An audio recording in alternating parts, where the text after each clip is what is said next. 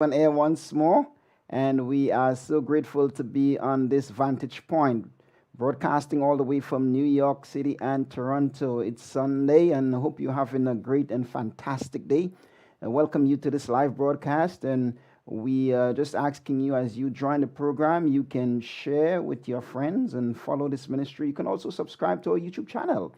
We are there on YouTube and Backstolos or Move for Change Ministries. Just subscribe so when we go live on air, you would hit that notification button and you would have that notification every time we go live on air. We are living in a time now where people gotta know what's happening, and we are here to just share with you and keep you up to date spiritually in every way what's going on in the world. So, welcome to the program and share with your mama, your papa, and share with everybody.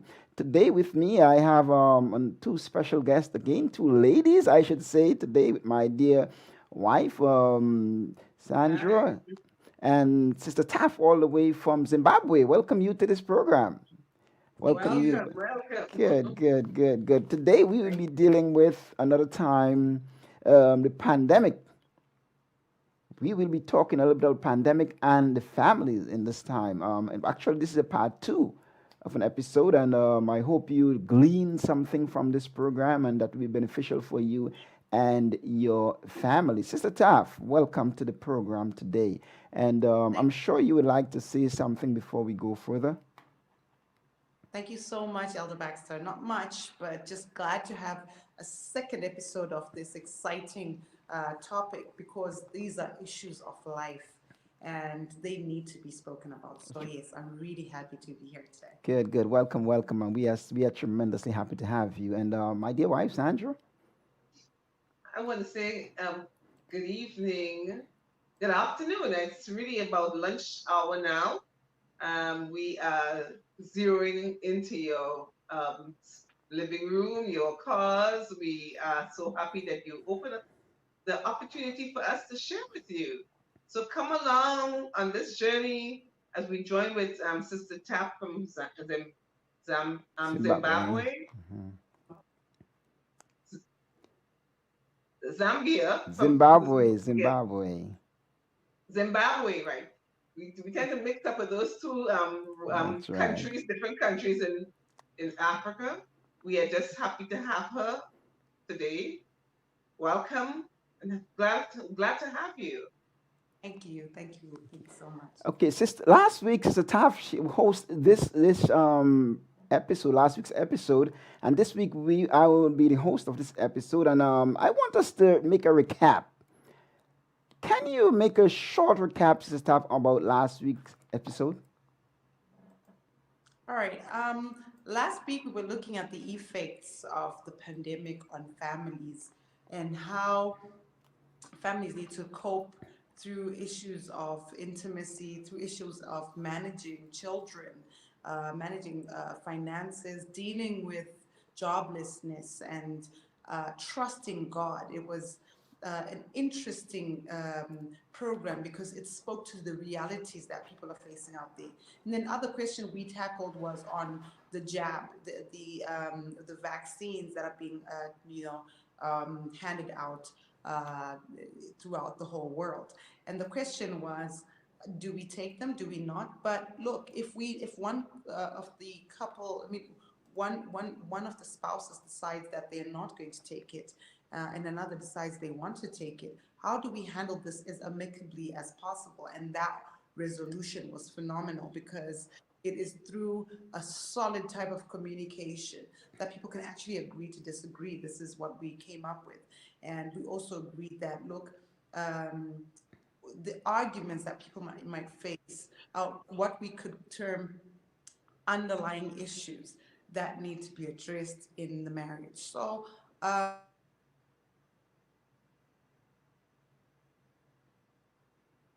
Okay, Sandra, you would like to, we lost the Taff there for a moment. You would like to say something about last week's program?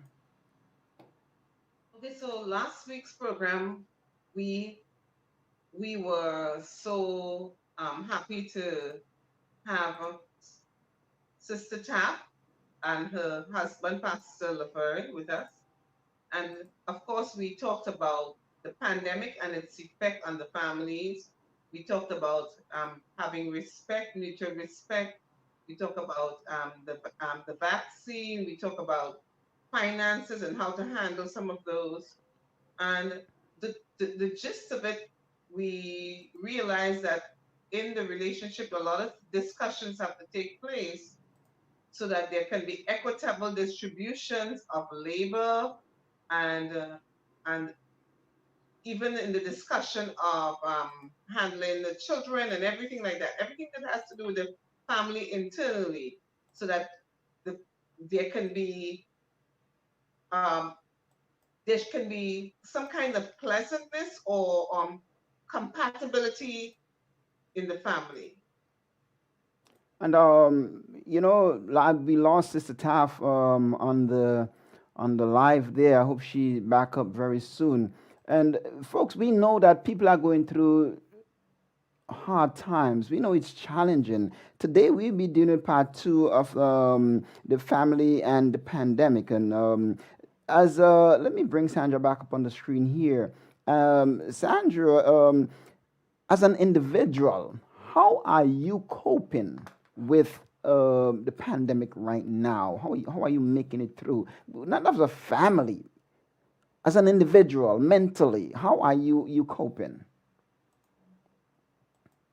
That's as a person, this pandemic gets to me, especially if there's restrictions of movement.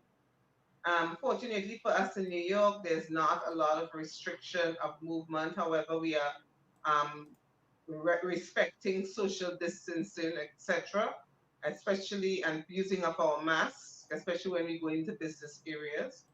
But um, there's a bit of confinement in the sense that we cannot visit our families as we ought to, friends as we ought to, and socialize and hang out as we ought to. So that gives a little restriction, but we are just very thankful because we can still go out. We can Hmm. go to the parks, we can go everywhere. The business places are in, in more or less open altogether.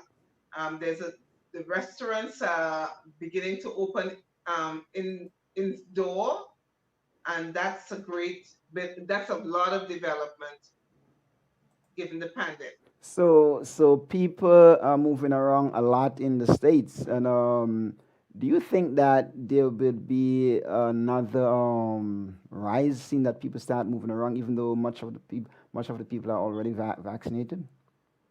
That's I think the mere fact that people, and especially in New York City, understood what the destruction or the decadence that took place with the early stages of the pandemic. Mm-hmm. Everyone is very careful, and even when we go to the park, people are still, even though people are still wearing a mask.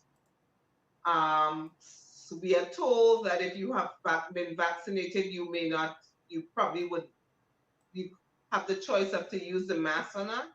But generally, I'm seeing a lot of people still using their masks, Mm. People are just indoor as well as outdoor. So people are just being wise. Now, what's your advice to folks out there who are scared of what's happening? What is your advice to them? My advice is to adhere to the CDC requirements as Mm-hmm. far as possible. Use good sense. Know that this is not going to go, and being overwhelmed and anxious daily will just adversely affect your health. Mm-hmm. So, as much as possible, eat healthy, exercise, get enough sunlight, use a lot of water, rest, and no, this too shall pass, because this has not been the first pandemic in the world. There have been other pandemics prior Mm-hmm. to this one. Okay. For me here in Canada, we start moving around, and they're planning to open very soon. Things starting opening. But I'm taking my precaution, and I believe that everybody should take their precaution. This is personal. This is a personal thing, and this is your health. You have to make a personal decision what you want to do. This is affecting families, and as I asked you a while ago about your experience and how it's affecting you family. Now, right now you are in the States. I'm in Canada. Can you share? There are other couples around the world today who are facing the same experience like you and I. We apart, I mean, we'll be together very soon. But there are couples who have no clue when they would be in the same space. So what is your suggestion or your advice to them? But so I want to say that is rather stressful for Mm-hmm. somebody who has never experienced that. Because when you are married, you really want to be close to your loved one. Um, for us, we were able to see each other regularly, and that has been curtailed tremendously. It's almost 9 months since we have not seen each other, and since we have not touched each other physically. So that is a challenge. It is important that you open conversation. You have a Mm-hmm. lot of time to interface with each other. So we do a lot of that. We a lot of time to listen because the emotions will go crazy. Um, so listening is important, and also to share how you're feeling. But it is most importantly, it is important to keep connected, and that is to have verbal contact and verbal communication as well as visual communication. I have here, let me bring it back up on the screen. I have, oh, my screen is giving me some problems here. Yeah, I have here, through the pandemic, there are people who are pretty wealthy.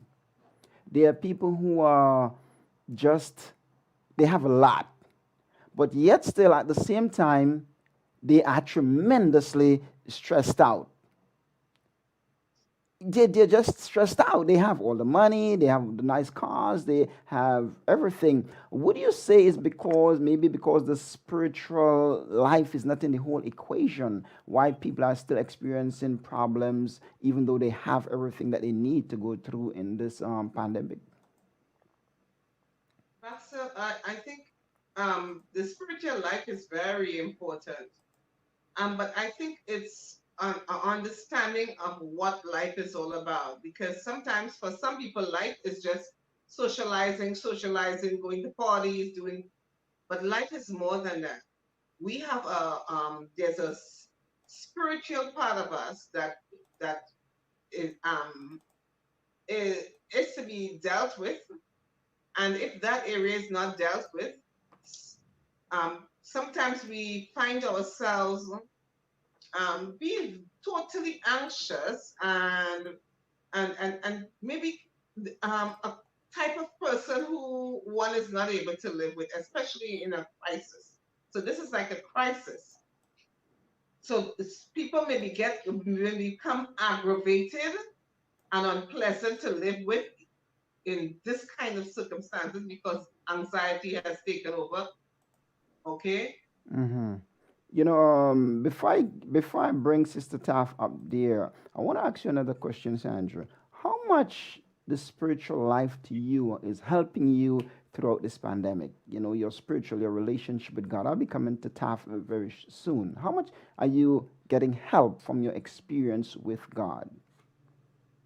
Pastor, the word of God is such a profound um, a thing. And I would want to say it is more than a thing. It's a relationship with God because as you read the word, you feel connected to God. And I'm grateful for the promises that God has given us, that He thinks that He would never leave us when, we are the apples of His eye. And these consolations or confirmations of how important we are to God, we know that He would, in these crises, He is there with us, that He is our refuge, He's our protector, He's our guide, and we can rest assured that. Okay. Unlike when some other human being tell us that. we are not sure, but with God we are sure That's what He right. said. That's This right. part of the covenant or the promise is so steadfast. So he is keeping his part of the bargain, and I can rest assured that He will guard me in the night. He will guard me as I go outside. He will protect and you know and defend me as I go out, as I trust Him. So His word and His promises says all that, and I believe it. Okay, good. Sister Steph, I'm coming to you. Before we lost you a while ago, I was just trying to fix everything and talk to Sandra and, producing and doing things in the back end before I know to get everything back. So it was a whole lot I was going through right here. You are back online with us. By the way, I want to take time to welcome those who are on the program. Pastor Jenny Castor, welcome you. Tamana she's all the way from Pakistan. Want to welcome you to the program. Glad you are on with us. God bless you. Tiffany Lewis, there is a Kennedy, and there are others on the back end. I'm not seeing the names today. We are dealing with families in the pandemic, part 2, and we have with us on the program today Taff, all the way from Zimbabwe. Welcome back to the program. We I want to ask you the two important questions that I asked Sandra early on when you got lost from the program. As an individual, how are you making it in this pandemic? This is not about the family. As an individual, we do have our families, but as an individual, how are you making it personally in this pandemic? Thank you so much, Elder Baxter. And that's a very good question because that question is speaking to my profession, is speaking to my lifestyle, my family, and the adjustments that I have had to make uh, throughout the pandemic and as it continues right now. And I must say that it has been a whirlwind. When you are working from home, the mentality that most business owners or companies, organizations, the mentality that they have is that she's not doing much. They're not that busy, you Mm-hmm. know. And it's overwhelming, to receive that much of amount of work and still trying to be a mother, an aunt, um, an employee, and a student in some regard, because I am pursuing other studies as well. So it has not been easy. It's been a reality check as to endurance, uh, as well, because of the ministry part of our work. We've had to be on the forefront in issues like burials for, patients who have died, or in fact, people who have died from COVID, and we've had to um, be there at functions. Like, right Mm-hmm. now, I'm just a wedding. These are all exposure to the COVID-19.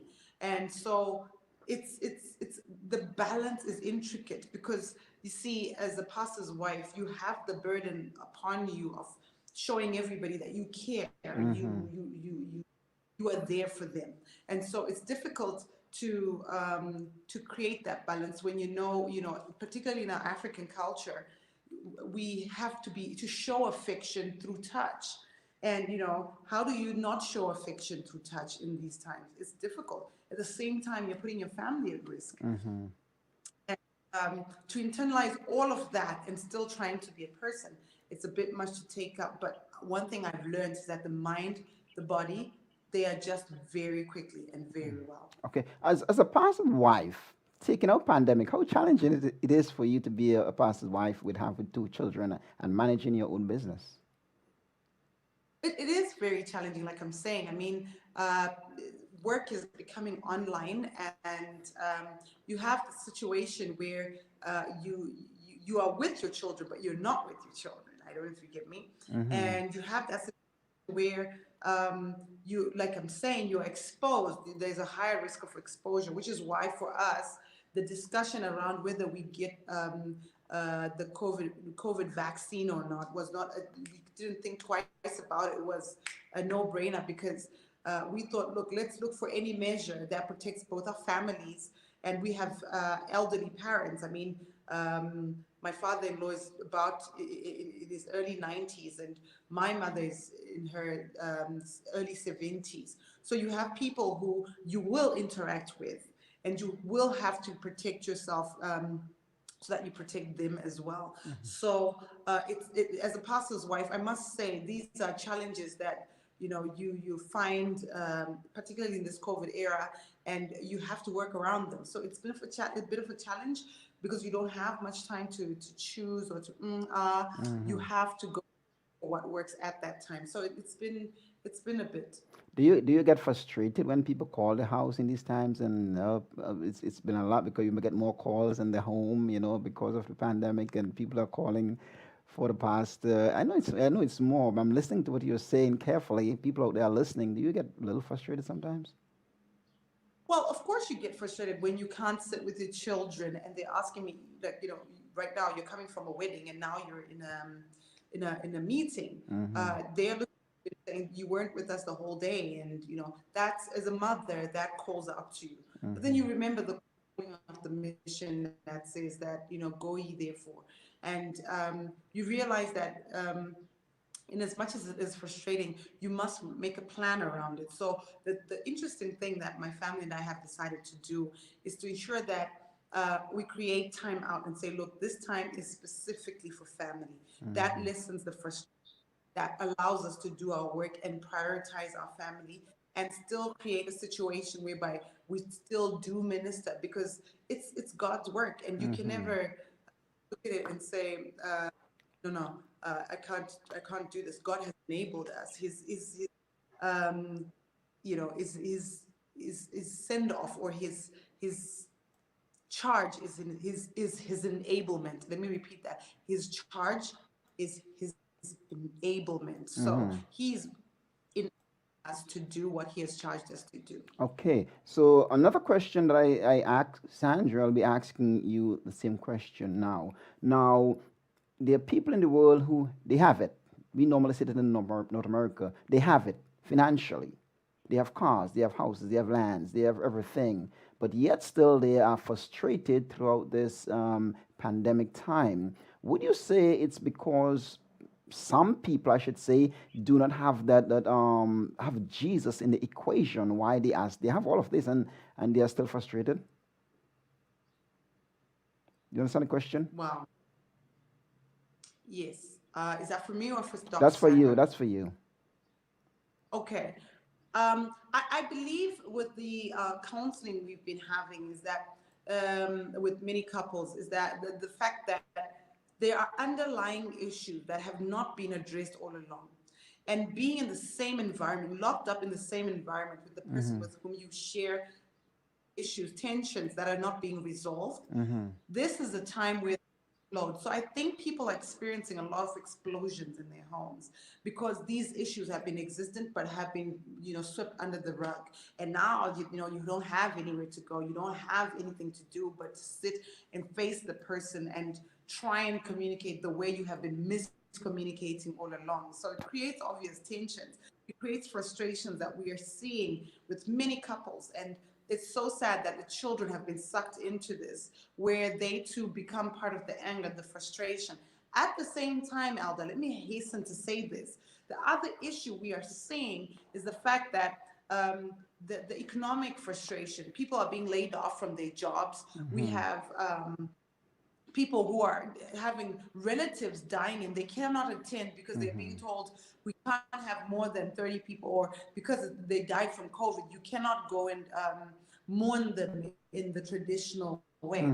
This is creating internal, which is creating animals that, people are becoming animalistic as they get back home because they're filled with emotions. They vent it out on the kids, on each other. It becomes very destructive. So I believe that these are issues that are causative of the tensions that we see today. Okay, great. Sandra, for me, okay, for me, sometimes it's good that the host shares experience or her experience. For me, within this pandemic since the pandemic started last year, am I correct? It's been over a year, and my mom passed away. And that was very challenging for me. It's a reality, and there are thousands of families who are experiencing the same thing, even as I speak. and it's very challenging. And you're right, people are getting upset and angry right now in my home country in Trinidad and Tobago. We are actually literally locked down. You understand? And we can't travel home. People want to go home, their families, see their families, and we just cannot go home. And it's very challenging. But what is giving me personally the peace is because of my relationship with God.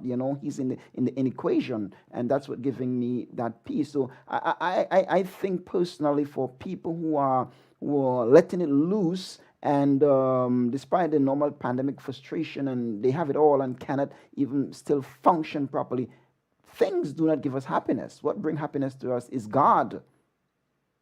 That's where our true happiness comes from. Sandra, I want to speak to you right now. What would you tell a person directly who is experiencing, like a young person who's coming up, who is experiencing pandemic anger?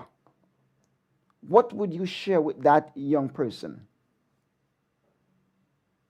That's thanks for the question. First of all, they must identify the source of their anger. What really is causing this anger? Is it the confinement? Is it in the house? Is it the restriction? Or is it the fact that they're not able to socialize? What is really, or is it because the house is so uncomfortable? So they must identify the source of their anger. And then ask the next question, what can you do differently to change the situation? Well, there's very little that you can do. Maybe if you're in the home, you probably have to learn how to be pleasant and how to tolerate each other, because you are limited in going out to socialize with your friend. So what can you do is something very important. And then you can also show that person ways of dealing with your anger, things that you can do to distract yourself from um, being so perturbed about the situation. So, for small kids, we talk about counting 1 to 10. We talk about inhaling and exhaling. We're talking about perhaps going in nature. Just go out in nature, because nature it acts as a ballista against well, it acts as a barricade against um, stresses. Mm-hmm. So you go out and you look at the trees and you look at the leaves and you just, wow. You look at the birds, you hear the birds whistling, and they are in the same condition, perhaps freer, but they are just relaxed and doing what they normally do best. So that can be a teaching moment for a person when they go out there and then they look at their situation and say, well, you know what? I cannot change the issue of the pandemic. What I can do, however, is that I can learn to tolerate or to change something about my behavior or Mm-hmm. my reaction to my environment. Okay, Sister Taff, last week you told us when you were hosting this program that effective communication is needed in these times. You mentioned that to us last week. Can you share some suggestions of effective communication to the people out there in the virtual space? Thank you. Thank you so much, Elda. Well, we as counselors recommend the what we call the plus minus plus rule, and this is to communicate difficult information. Let me give a random example of, let's say I'll use you and Dr. Sandra. Imagine you are at home and you realize, Dr. Sandra is really breaking her back. She's working nonstop, and perhaps she's one of those critical services, and you decide you want to spoil her with her favorite meal, Mm-hmm. and for some reason, let me just use a random example. It's her favorite meal is rice and chicken, and you make it for her lovingly. I am a favorite meal. Oh wow! Oh wow! Imagine making that, and then she comes there, and if she's got if she's got high blood pressure. So imagine she comes back home, and when she tastes the food, the rice is overcooked, and the chicken has way too much salt, and she bursts and says, "What, you were trying to kill me or something? This is horrible." Mm-hmm. That's not good. That's not effective, because what you're trying to say is that I'm already sick, and you put too much salt in the Mm-hmm. food, and the done. Or you're not just going to come and say that because you care about your partner. Mm-hmm. So what the plus rule does is that it helps us consider the effort that the person has put, and Mm-hmm. also consider our partner's feelings. So let me explain what it does. The plus minus plus is, say something positive, put it in the negative, and close with something positive. Positive. So let's go scenario. In that scenario, instead of saying, this food is horrible, or, I don't like this, or why do Mm-hmm. you even cook? Someone could say, "Oh, babe, thank you so much. Thank you so much, my love, for taking time to cook and think of me. You cook my favorite meal. I love this. I mean, it wasn't a success. I mean, the meal, the salt was bad, and the rice was a bit overcooked. But I really am thankful because you took Yeah. time to do something right for me." That changes the ball. Absolutely. Okay. Okay. We want to welcome those who have just joined the program, and I'm seeing Carlin Hackett online. I'm seeing Carlin Hackett, Unella Kennedy. I'm seeing online Olivia St. Rose. We are dealing with today families in a pandemic, and we emphasize that effective communication is so important for the family. We emphasize that it's important you support each other in this time. There are people who are families who never spend at least 5 hours in their homes together before the pandemic, but in the midst of the pandemic now, you have to stay home. Everybody's working from home. Children are doing school from home. So there's a clash in with father and mother because all the time now is in the same space. And how are we able to handle these things? I have two very wonderful ladies here with me today, Dr. Sandra Lewis and Sister Taff, from all the way from Zimbabwe, and they are trying to give us suggestion how we can go about handling the issues that are coming up in our lives time after time. Sandra, behind the scenes, you told me that families now have to be level-headed in order to make it in this pandemic. I want you to respond to that question, that what you told me earlier on behind the scenes. And Sister Taff, I would like you to respond to that also. Families right now, to make it in this time, they must be level-headed. What do you mean by that, Sandra? When I said that, I meant that families must, as it were, or look at the bigger goal. What's the Mm-hmm. goal of this whole thing? What's the aim here? What's my plan here, or our plans? Is it to break each other up, to push each other away, or is it to bring us, to make us more cohesive as a group? So when I come into the relationship, or when I have a conversation with you, and my plan or my understanding of the plan is for cohesiveness, it means that yes, sometimes I will compromise, but I may also want to have clarity.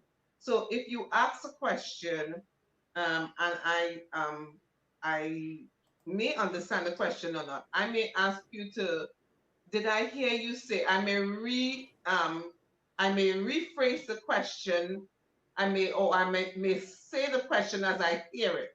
So Baxter, are you saying that I am always helpful to you? Okay, based on what you said to me. So therefore you would have the opportunity to say, yeah, that's what I'm saying, Baxter. So I understand that. So redefining or clarifying what you said helps us to to know what each other is thinking, because sometimes when a word is used, we may misconstrue some things Mm-hmm. based on our prior experiences with that word, that situation, or so. So clarifying for a better understanding is important. Okay. Sister Tef, what do you understand that someone need to be level-headed, especially in this time of pandemic? So many families are going through a lot of stress. They cannot really handle what's happening. You use a term in Zimbabwe, level-headed. Yes, definitely we do. What do you understand And by I that? think it's about people being uh, realistic, being practical with the situations that are there, and working to make things move. The partnership we have in marriage needs us to make things move. So being level-headed is not being over the top. I think Mm-hmm. that's the opposite of it. So I believe this is where Dr. Sandra is going to with this. Yes. Okay, okay, okay. Um, how should couples operate in division now of labor in their homes? Now everybody's the same space, and division of labor in the home can create a serious problem if it's not worked out properly. We spoke relatively to this early on, but I want to get a little deeper into it. When we talk about division of labor, helping around the house, doing things around the house, you are in the same space now as women. What are you looking for from your husband in regards to helping you around the house, because you always used to be out, Sister Taff? How can division of labor help us in the home right now? Well, I used to think that a person was supposed to, like, the woman was for the kitchen and the man was for the garden. Mm-hmm. But to be honest, the the situation we are in right now, 2021, is a different ball game, and one will find that labor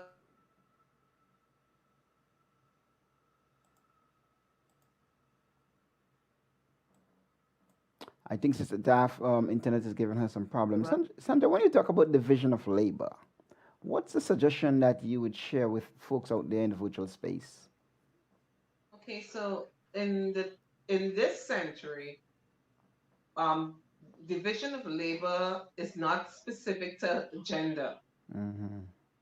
Because sometimes Mhm. those of us from yesteryear or the earlier era would think that division of labor is, as Tap said, women in the house doing all the work, and men outside doing the more menial tasks. However, when we talk about division of labor, it's that you know each person is doing their part to make the family cohesive Mm-hmm. and less wearied out. I'm using that word. In other words, if I'm washing the dishes and cooking the meals, and then I have to come back and clean the house and take the garbage out, then by the time you come to me in the night, I will be very worn down. So my sexual desire will be gone Mm-hmm. because would have been very angry because all you were doing is just sitting there and watching the television and making calls while I'm doing that. Mm-hmm. That in itself sets up for confusion and chaos and arguments and disgruntlement in the home. Okay. So therefore, if there are kids, unfortunately we don't have babies right now. Um, if there are kids, the parents have to um, take turns maybe in taking care of the kids, whether bathing them, dressing them, depending how we are organizing their stuff to go to like organizing their lunch bags and clothing to go off to school if they're going off to school. Okay. While in somebody's probably preparing the breakfast, and if husband and wife have to go off to work, somebody's probably preparing the breakfast and packing those breakfasts for the spouses while somebody's taking care of the children. And Okay. it doesn't mean that okay, because a female, I'm a female, that I will always be at the stove cooking the meals. There are days when you would be there doing that. So if I am at home and I'm working from home and I'm doing the breakfast and the lunch and the dinner every day, there are days up and you are not helping in terms of whether it's to wash the dishes or so if you are unable to cook. that is going to get me a little upset. So Mm-hmm. may I say, I'm kind of getting a little too personal right now. And may I say that people have to work out what is applicable for them. In other words, each each spouse has to work together with their partner to make life comfortable and equitable. Mm-hmm. The word is equitable there, meaning that I alone not doing all the housework and you sitting and eating and relaxing. If you're working outside of the house and I'm at home as a housewife, there's some things that I would do and you know you would do, but it is equity. It's a lot to say. I think Sister Tap is off now. Yeah, we are losing Sister Taff. Well, I do everything in the home. Sandra was speaking in quote unquote. But I do everything in the home. I take the time to do everything in the home, and it's for me, it's better. It makes life better. There was a saying, why not just agree and work together and enjoy your life. Just enjoy your life, and Can you repeat that? the Royce is saying that we as a people, we must just work together and just enjoy life. That's in the comment box. We must just enjoy working together and enjoy life because I can't see having being at home and not helping the wife doing stuff around the home, or actually it happened in the reverse sometimes. Wives do not help in the house sometimes. But it is good. It's good to work along with each other. Life can be so simple, wonderful, and beautiful. Let's just work along with each other and live and have our lives better. Sandra, I have another question for you. Max, I want to respond to that too. Mm-hmm. I want to respond to that question. That is so it's like a perfectionist idea because people are coming from different cultures Mm-hmm. and that is what impacts on the whole. So each person, in order for each person to work along together and work to make it effective in the home, they must both be on the same page. We are working to help each other. That's right. We are doing the best to improve Baxter, and Baxter is doing the best to improve me. Then we can decide to work together. But if sometimes when people come into a relationship, they see persons as a role. They may see a wife as the housewife doing everything, and the man is just out there.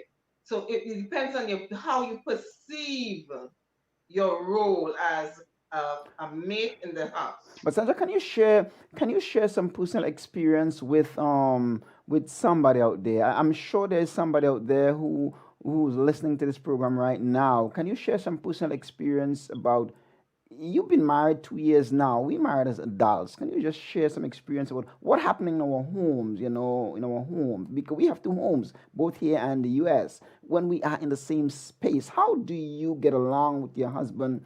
How do you get along? Just being Not real for a for moment. us.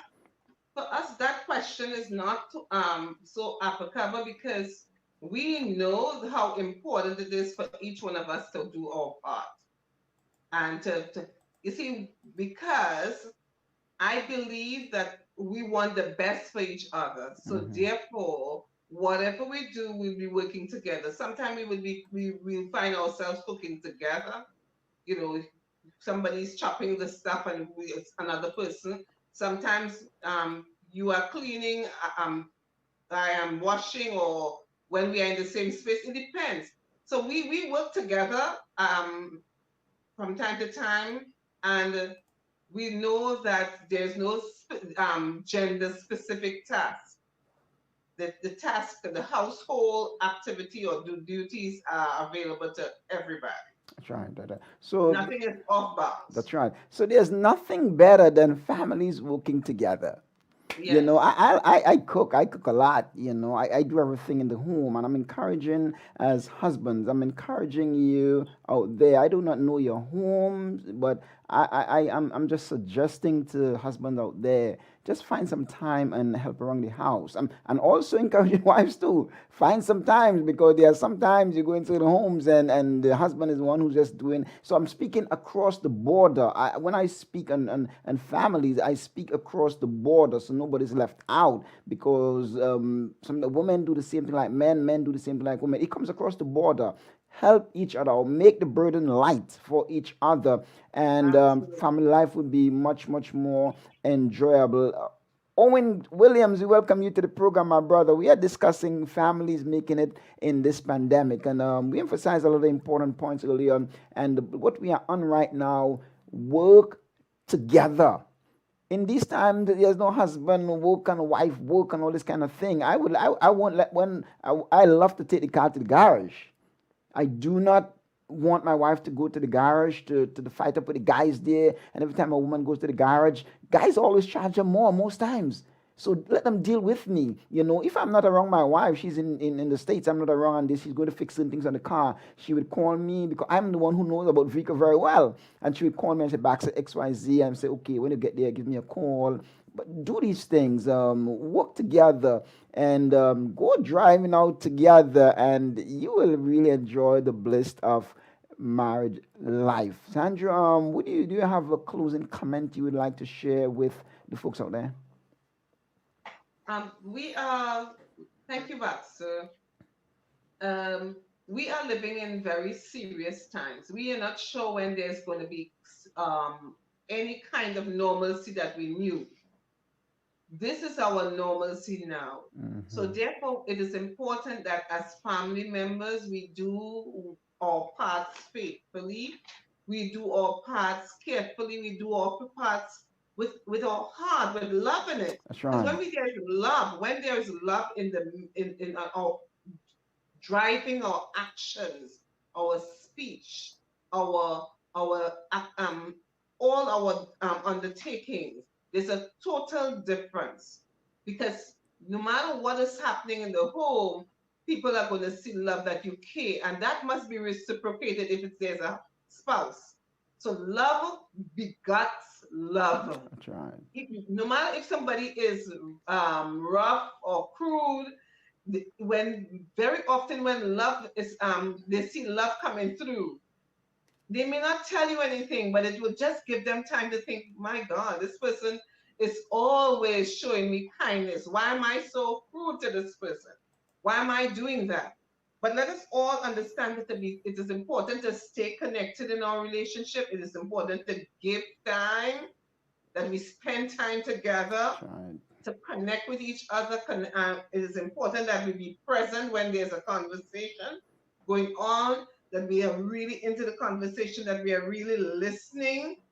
Um, we and join with others, join in supporting, maybe join into supporting other families, calling other families out, because sometimes you think that your situation is chaotic, but just check your neighbor. Mm. So just it's not this is not a time for us to become so selfish as a couple that we focusing on our unit only, although that is very important.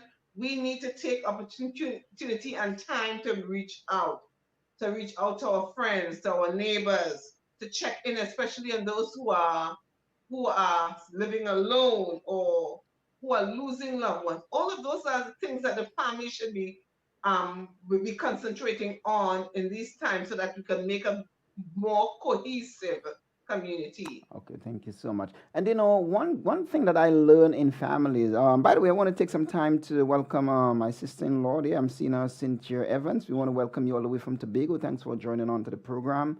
We are talking about families in the pandemic, and we know very well that it is statistics telling us that families are going through tremendous problems now in this time, this era that we are living in, because we are in a new normal and people are not doing well in working this new normal. But one of the things that I want to talk about before we close, Andrea, maybe you can pick me up on that too.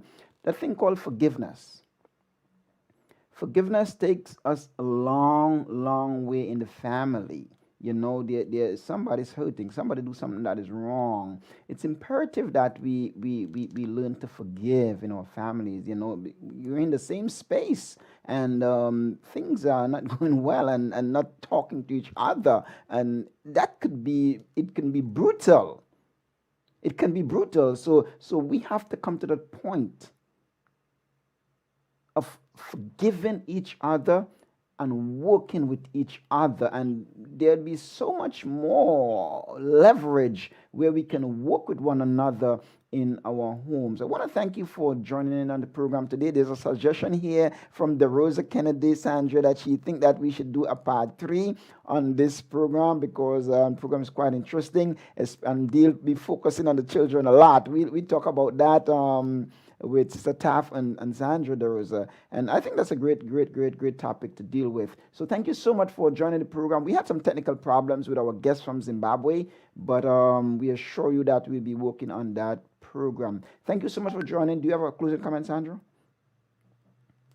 As you said, forgiveness is very important in the relationship. But let us remember forgiveness and compromise. But let's remember that compromise should be coming from both sides, because if compromise is coming from one angle only, that is not good. It means that the person is being subjected. So compromise should be coming from both sides. Forgiveness should be there so that when people are forgiven, there is freedom, there is love, there is joy. And when you forgive, you to experience that freedom, that love, that joy. That's right. You know how great it is, Baxter, to be feel forgiven, that somebody understands. But uppermost in my mind is the importance of communication, and communication with clarity, because we use words, and sometimes our understanding of those words are misconstrued when it gets to the listener's ear based on what they perceive it to be. So clarifying what the person is hearing is very important for fluidity and love and peace in the relationship. Sandra, there's something called meaningful communication, because people can communicate and not communicate very well. You can communicate with obscene and things like that. But there's something called meaningful communication. What is your understanding of meaningful communication, profitable communication? But meaningful communication is meaningful. It's a communication that will result in positive changes, positive atmosphere, positive feeling. When the person finished communicating with me or you, they would feel that they have accomplished, that they are wanted, they belong. You love them, they belong. They would still feel a sense of belonging, and that comes with our communication. That's right. Okay, June is saying fasting and praying. Take some time and pray for your husband. Take some time and pray for your wife, and pray for each other, not for yourself. Put each other first. I guess that's what June is trying to bring across to us.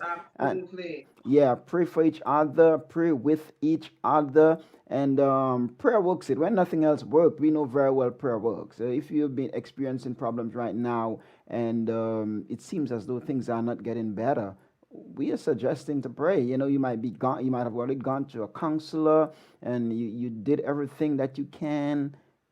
Please do not forget to pray. You might not be a person who used to be praying, but please do not forget to pray. It works. Prayer works, and you don't have to go be a rocket scientist in order to pray. Tell God I know you believe in God.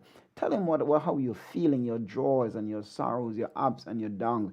Do not go fighting your husband in the home or fighting your wife. It will just get more complicated. I know it's tough when things are not going well in a home. We all do have our experiences in the world, but prayer works. I want to thank you for joining the program today. I want to assure you that there will be a part 3 of this program once life should last. God bless you, and please share this program with somebody so that they too can have some encouragement in boosting their families in this time of pandemic. Thank you so much for joining, and God bless you, and have a wonderful evening. Bye-bye.